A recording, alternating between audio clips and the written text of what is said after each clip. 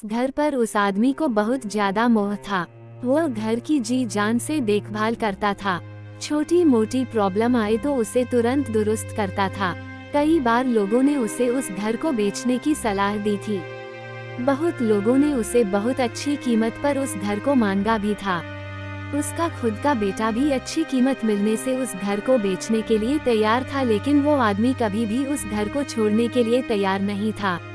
उसे जीवन में किसी भी और वस्तु से ज्यादा इस घर पर गर्व था, अभिमान था। एक दिन वो आदमी बाजार गया हुआ था। जब वो बाजार से लौटा तो उसने देखा कि उसके घर के सामने बहुत बड़ी भीड़ जमा है। वह दौड़ते हुए आया तो उसे बहुत बड़ा आघात लगा, क्योंकि उसके घर में आग लग चुकी थी। अपने सबसे प्यारे घर को ऐसे आग में जलते हुए देखकर वह अधमरा सा हो गया।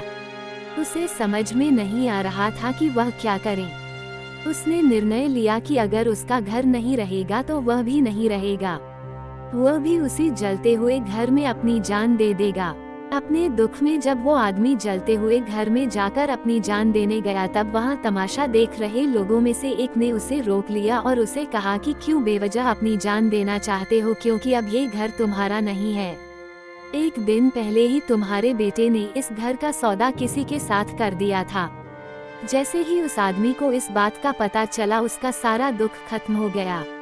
अब वह आदमी भी वही बाकी लोगों की तरह खड़े होकर उस घर के जलने का तमाशा देखता रहा।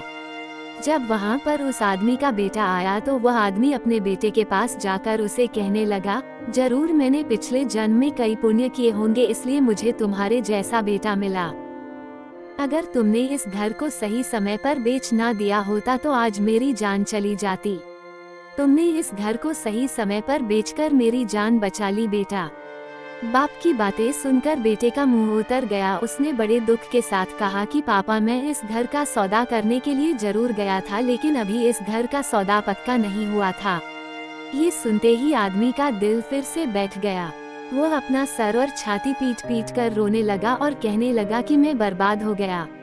पहले किसी और का घर जल गया ये जानकर जो उसे खुशी हुई थी, वह अब उसका घर है ये जानकर दुख में बदल गई।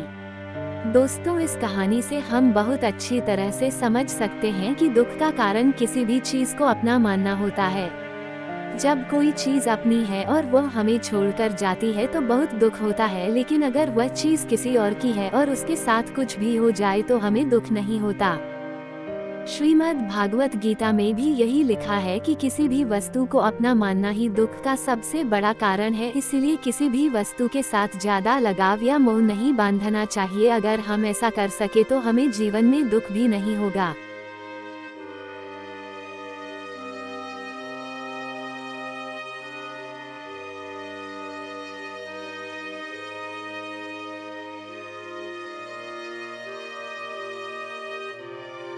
कहानी अच्छी लगी हो तो चैनल को सब्सक्राइब करें और दोस्तों के साथ शेयर करें। और हाँ, कमेंट में अपनी राय देना ना भूलें।